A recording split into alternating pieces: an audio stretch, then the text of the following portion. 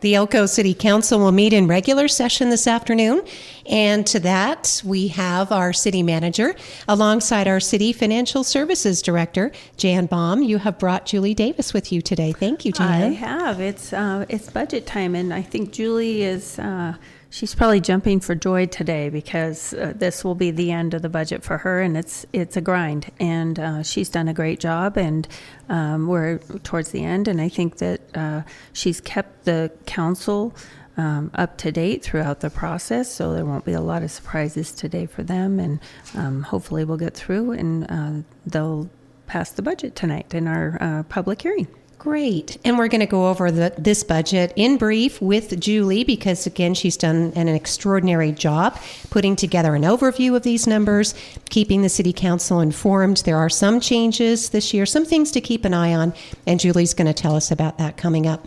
But, Jen, I thought we would start with you just to see what might jump out on the agenda today. Again, the budget is probably the biggest issue on the agenda when the council meets at 4 o'clock this afternoon. Absolutely, yes. And that will be our final, I think it's our final item of the evening or of the afternoon. And so that, yes, we'll end with the most important process that the city goes through. I would say it's not the most fun, but it's one of the most important for sure. And we'll start with actually the most fun item on the agenda, which is celebrating the 3A school state 3A golf team. So we'll have the coach there and hopefully some of the players, and we'll celebrate them. The mayor wanted to celebrate them, and I'm glad he did. It's a wonderful opportunity to support high school sports, and these athletes in particular. They're the state 3A golf champs, and it's also important because the youth are the future of our Elko Municipal Golf Course, and the city does put a lot of resources into our golf course, and we want to continue that as a city amenity. Absolutely. So you're right. The youth, they are our future. And actually, just as a just nugget of information, I was talking to Rick Longhurst on Friday, and he said that they have approximately 90 youth in their youth golf camp this year. So he has done an extraordinary job up at the golf course, and that is what's important. Yes, we need to have golf tournaments for the older members of the golf course, and that include probably more extracurricular things that we want all of our youth to be part of it. But this youth golf camp is just absolutely wonderful to promote golf in our younger community. And so I'm excited to hear that there were 90 youth golfers involved in that camp. Jan, we're excited too. That is fantastic news. Again, thanks to our golf pro, Rick Longhurst, and all of his team and staff, and just the community in general for encouraging youth to get out, because golf is a great activity. You get out in the outdoors, you're putting on a lot of steps, and it's, you're honing a special kind of a skill when you learn to play golf. Absolutely. And it's a lifetime skill, right? So you can play golf for your whole life. And so anyway, we want to for sure recognize our Elko High School State 3A Championship team. It's been since 1989, so 36 years since we had a state golf team in the city of Elko and Elko High School. And they did it at the Ruby View Golf Course. Wow. So a lot of things to celebrate. A lot of things to celebrate. I guess I was thinking that there were that the lady golfers actually won a state tournament, but maybe that wasn't. And this is probably the boys. You're right, and I don't know what year that was. I apologize. I should have looked that up. That's okay. They play in the fall. Yeah, they do. They play in the fall, so they have a different schedule. And I was thinking about them because I just remember it stood out for me that year because they wore pink because of Breast Cancer Awareness Month, of course. Jan. And Yes. it's in the fall, so that all makes sense. Yep, so Absolutely. That was a special time in my life. And so thinking about you, lady golfers, so that's really cool.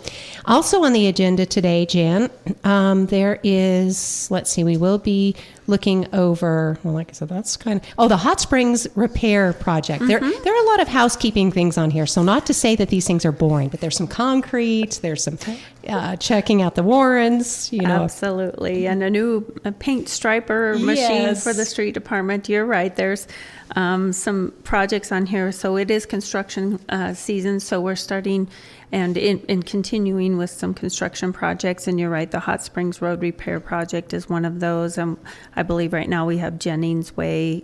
We have some construction up there by the Veterans Cemetery. And then we have Water Street that we're working on. And then I believe we're also, everybody cringes, but we're about to, probably in July, early July, we will start working on the 12th Street Bridge.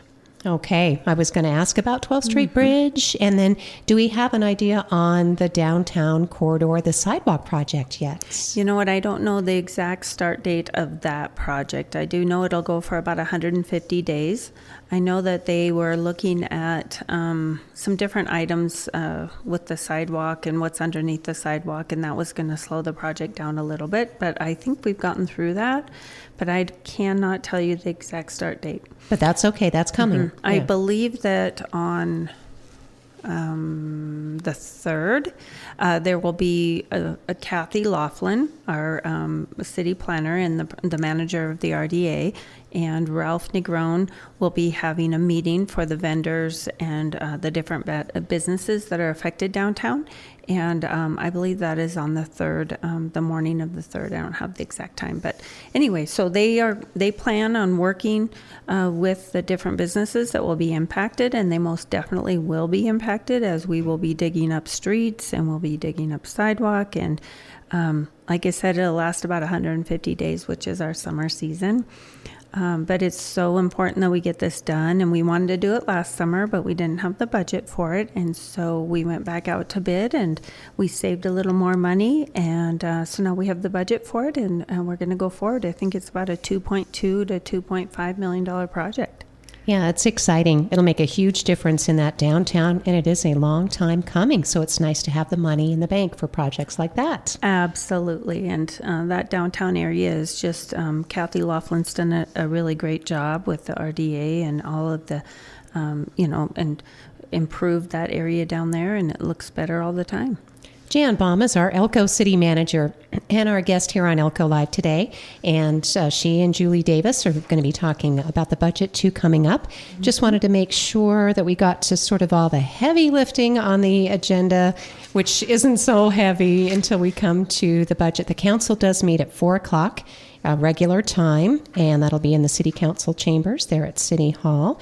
Oh, you did mention the 12th Street Bridge. So again, that's a July project. We'll talk more about that as that comes. It will create some delays. Oh, I know. I did have a note to ask you about hiring for the police chief's replacement. Ty Troughton will be retiring here in a few weeks. Absolutely. So his last day is July 10th, and we are in the middle of the interview process for the police chief position. We're hoping to bring that decision and 2 to 3 to 4 candidates back to council, either the first meeting in June or a special meeting. We may do a special meeting so we can have extra time and public input for that last interview. And the way that the appointed positions work is we, with staff and an interview panel, I should say, we go through a couple interviews and narrow it down to a few applicants, and then we take those applicants forward to council, and they do a live interview session in a public meeting, which is a little uncomfortable, I'm sure, but it's a good process. And this position, for sure, the police chief, is very well supported, and they have a lot of exposure to the public, and so this will be a good procedure, I think, for a process for them to go through. And so we're hoping to bring that to council first meeting or a special meeting towards the beginning of June, so that we can get that process going and hopefully have a replacement before the chief leaves. Thanks, Jan. That's sort of the order of operations in hiring a new city police chief, and that is a work in progress. And as you mentioned, that's such a significant position for the community. So it's nice to know that some of that's going to be done in a public setting, so we all get to participate. Absolutely, and we all know that Chief Ty Troughton, he'll be difficult to replace. He's very, very respected in our community, and but I'm excited for him and moving on. And then also our assistant city manager will be moving on as well. His last day will be June 20th, I believe, and the 19th is a holiday. So it's coming up quickly. It is coming up quickly for Scott Wilkinson, and after a long career with the city of Elko. So absolutely, yes. And he's been with us 20 years, and I believe that by the time Chief Troughton leaves, he will have been with us 26 years. Wow. Both of them gave us a lot of time and a lot of dedication, and we're, very grateful for that. Thank you, Jan, again for the update. And we'll keep talking about those positions. Obviously, Scott's position was filled. That was done internally with the promotion of Dale Johnson, our former utilities director. Yes, absolutely. And I think that Dale will do a great job. He's led the utility department, which includes the water department, the WRF, and the sewer department. For quite a few years, and he's led them through a lot of change, some big projects with all the ARPA projects, and then the modernization and the meter project. And so he's gone through some big things over there, and it's one of our biggest departments. And so I think he'll do a good job, and then we'll backfill his position, and hopefully he'll be able to, he obviously works with Scott all the time. So I think it'll be a good fit. All right, Jan, thank you. Another quick update before we switch gears and talk more about the budget, which is the big agenda item today. This is submitting, it's an overview of the numbers, but June 1st is the deadline for the final budget approved by the council. It has to be submitted to the state by that deadline. But we thought since Friday's deadline passed of any legislation that survived, we might check in with you to see how we're faring. The legislative session is supposed to end on June 1st. Kind of all bets are off whether or not we're going to extend that or have a special session or how it might work. Yeah, it'd be difficult to outguess that for sure. But so we had a few bills that we were following. AB 100 was sponsored by Bert Gurr, and who I just would really like to give kudos to Bert Gurr, and he's just kept us up to date and informed the entire session.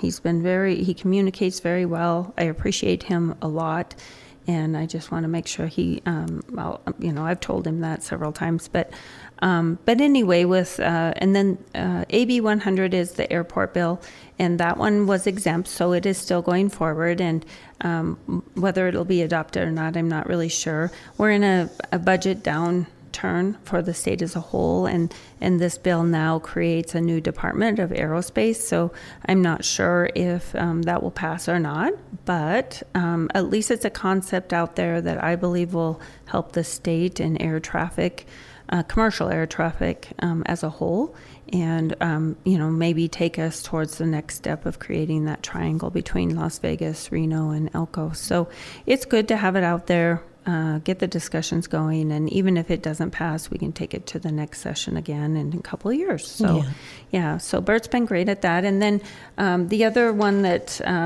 we talked about a lot because it seemed like it had some traction was the daylight savings bill, and that one did not go forward. It just expired with no action in the Senate, I believe. So that was a relief because that would have been some unintended negative consequences, my opinion. So. Oh, definitely on a lot of different aspects. So let's not worry about that one right now, for sure. That's good news. And then obviously if there are any other bills, I think that air service development is the most significant for the city and the community. As you mentioned, creating that air service triangle, if you will, between so that we could fly in-state instead of having to fly to and from just Salt Lake City for connecting flights.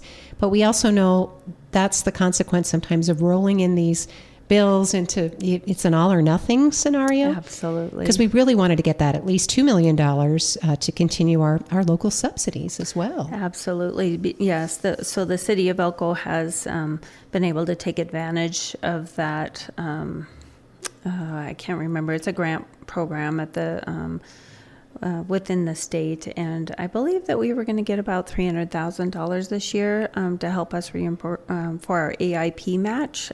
So in the current budget year, the way the AIP match is that big ramp project, which we're in the middle of, we're entering phase 3, the final phase. So we'll be finished with that by the end of June. But there's an AIP match, and it doesn't seem like a lot. It's, I think, around 6.375% or 275%. But when you have a $5 million project, it does lead to quite a bit. And so we put in for reimbursement for our AIP match, and we expect to get at least a portion of that. So you're right, we wanted that to go forward. If the bill as a whole doesn't go forward, then it likely won't. Something that we'll keep talking about here on the radio with our city manager, Jan Baum.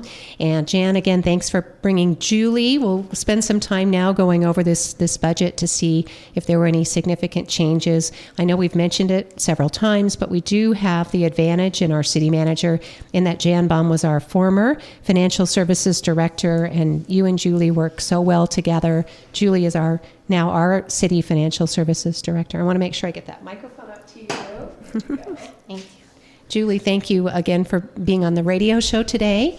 And just some, an overview again of some of these numbers. We talked about the final deadline for the final budget is coming right up, and that's why the council's going to be asked to look at these. And we have 6 different fund types, right, that make up the city's $85 million budgets. Yeah, so we've had 3 or 4 workshops with council in public meeting, and it all accumulates to this final budget that's due to the state by June 1. We have 18 funds across 6 different fund types that all come together. A lot of the funds that we do keep an eye on because we like to make them whole, those would be the enterprise funds, right? And in years past, sometimes enterprise funds give us a little trouble. Enterprise funds, generally, they're described as being run like a business or a small business. They should try to pay for themselves, right? Yes, that's the goal of an enterprise fund, and one of the reasons why they're required to be accounted for in their own fund. So how are our enterprise funds looking this year? We have water, sewer, landfill, airport, and golf. Yeah, they look pretty good. The big thing for the water fund this year is the modernization project and the DWSRF grant. And that's about $12 million of their budget next year.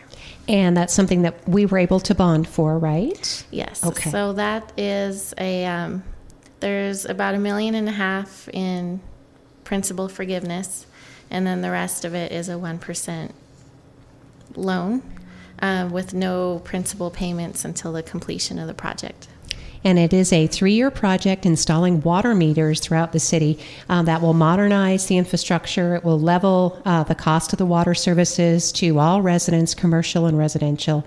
And it will include leak detection, which helps with the city's water conservation plan. So, it's a big project, but it is also a long time coming. So in recent budget hearings before the city, Julie, you were able to present some concerns about a decline in sales and use tax. And I just thought we'd see if there was any change since the last time we talked. Yeah, not much change since last time. We're currently down consolidated tax revenues about 10%. We're looking at ending the fiscal year being down 9%. And we do anticipate a further decrease next year. So we're looking at C-tax funding levels that closely resemble FY21 funding levels. And part of the mystery, and we've been talking about this on and off the air, a lot of the business community is talking about this, whether they're Chamber of Commerce members or even the county government is impacted. Their budget is also off by a similar amount, Julie. Yes, the state average is down 7%, but county-wide appears to be down the 10%. And the big question is, do we know why? The state's reporting decreased sales tax revenue in the county.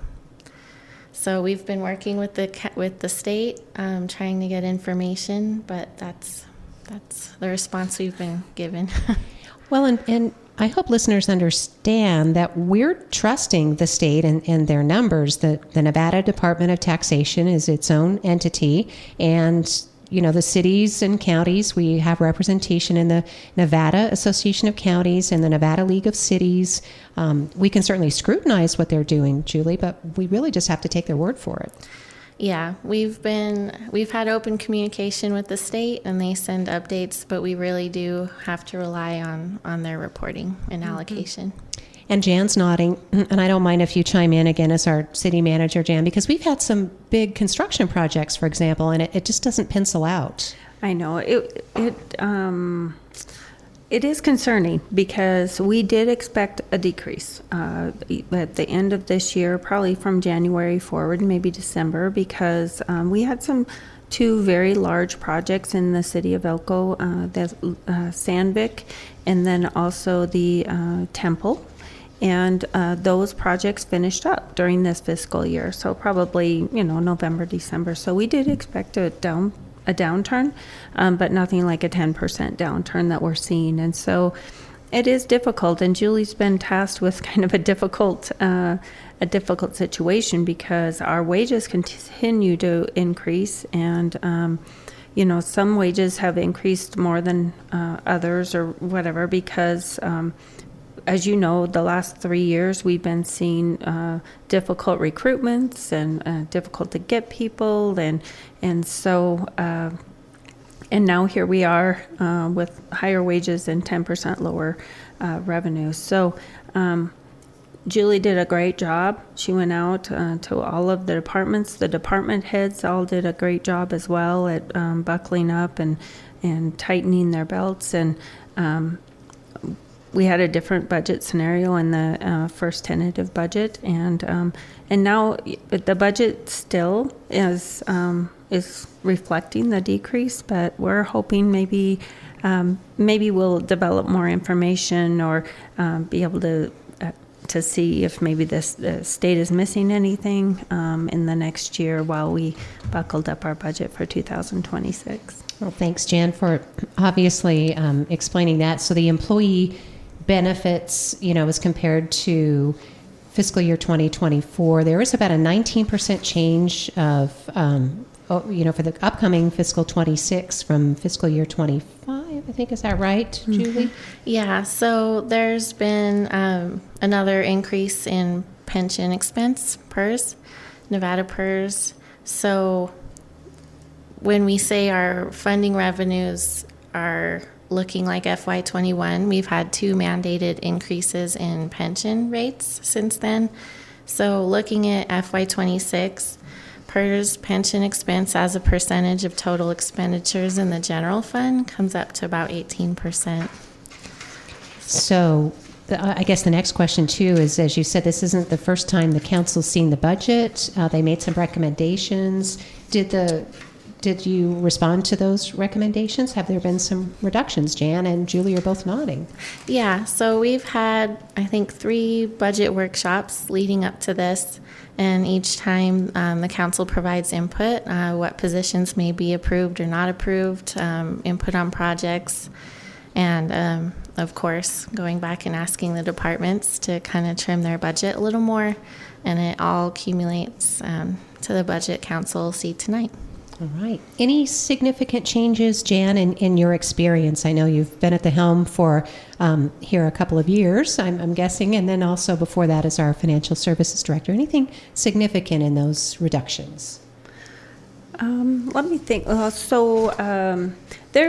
are a couple things that, for instance, my budget. So I've been budgeting the last couple of years for a public works director, and that's a salary that's fairly high. And but we haven't been filling that position, and so this year I and with council's approval chose to not fund that position this year. We won't get rid of the position, but we didn't fund it because it was a couple $100,000 that really could help the budget. And when Julie talks about these PERS increases, so for instance, public safety is one of our biggest departments. Police and fire. We have a lot of personnel, and of course, the police department is the biggest department within the city of Elko. But when the state hands down an 8% increase in PERS, which is 8% of the salaries, it's an increase to our budget as a whole. And so when you're seeing the benefit costs go up, that's where a lot of that is coming from. None of our other benefits are really going up. We aren't charging the funds more for health insurance. Our health insurance is pretty steady this year. And within the last few years, we've increased that fund balance in the health insurance fund. So we are able to take on a little more risk that way. And so that's where our biggest, increases are coming from is, and that is our biggest increase is PERS. Mm-hmm. Well, thank you, Jan, for explaining that as well. And again, Julie Davis has put together this great budget review, it's in brief, and it is online, attached to the Elko City agenda for today's meeting, elkocity.com. And you can just drill down all those highlighted items. You can click on them, and it takes you to the reports. So we could probably, in the last, couple minutes that we have, Julie, just explain. We talked about that we're short the money that's coming in. Generally, sales and use tax accounts for more than 60% of our city budget. Usually, yeah. Due to the decrease we're seeing and expecting to continue into the next fiscal year, consolidated taxes will make up about 59% of general fund revenues. The second largest category is ad valorem tax or property tax, making up 17% of total general fund revenues, about $4.6 million, and then followed by licenses and permits, just miscellaneous charges. All right. And then if you wanted to explain also in the graph that you provided where the money is going so people understand, again, it's about an overall $85 million total city budget. That includes all those enterprise funds we talked about earlier. Yeah. So the front page is it includes enterprise funds and capital, so it's kind of confusing in the main budget. Enterprise funds don't get a capital outlay budget. It goes to assets instead. So that's rolled into the $85 million. And then the next page or two focuses on just the general fund. So the general fund revenues are budgeted at $26.3 million. Total expenditures, excluding contingency and transfers out, $30.4 million. And 73% of those expenditures are wages and benefits, and then the remaining 27% are services, supplies, and capital. Police department is our largest department in the general fund, so they're about 40% of the general fund expenditures, followed by public works at 21% and fire at 17%. Julie, thanks for the explanation. Again, anyone who wants more information can drill down and find these attachments to the City Council agenda. Is there anything else that you want to make sure listeners understand about the budget going into today's meeting, Julie? Just that this is a budget for planning to going forward. We'll continue efforts to watch expenditures. We'll monitor our revenues going forward to decide if we need to make any action or adjustments to this budget before the next one's due. Yeah.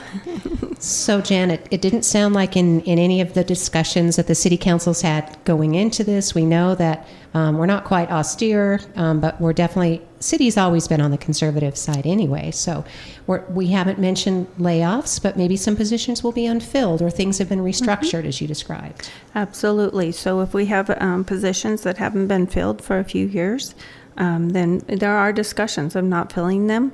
No, we do not have anything from the, obviously we wouldn't act on a layoff or anything like that without council direction.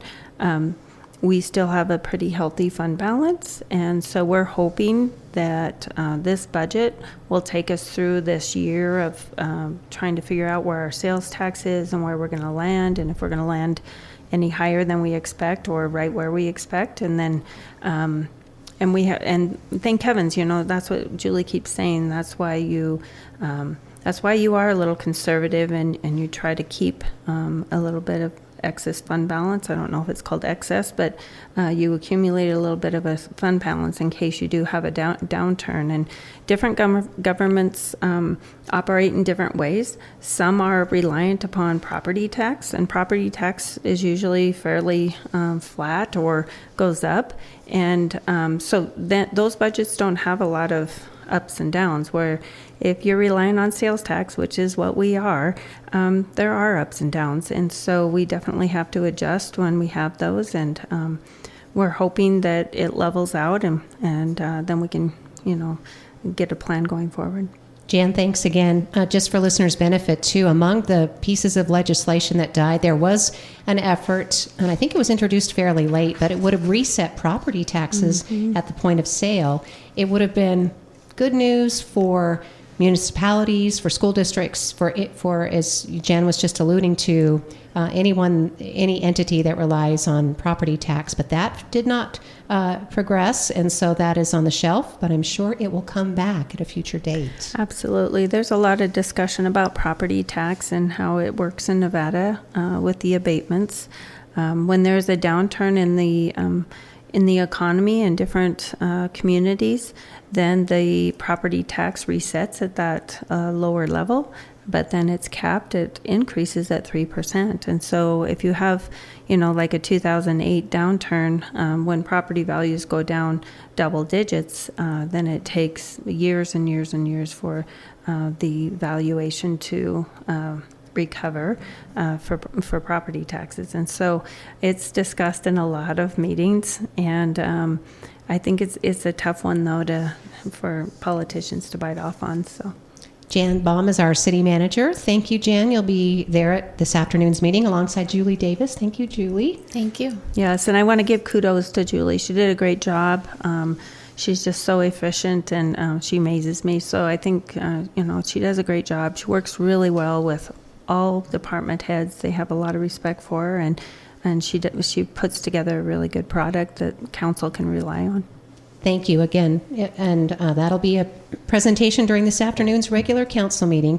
Julie will be discussing this budget as she's just described. We got a budget in brief, but there'll be some more questions, I'm sure, before the council signs off today. So, absolutely. Jan, thank you very much. Thank you. Thank you, listeners, for joining us for today's edition of Elko Live here on KELK.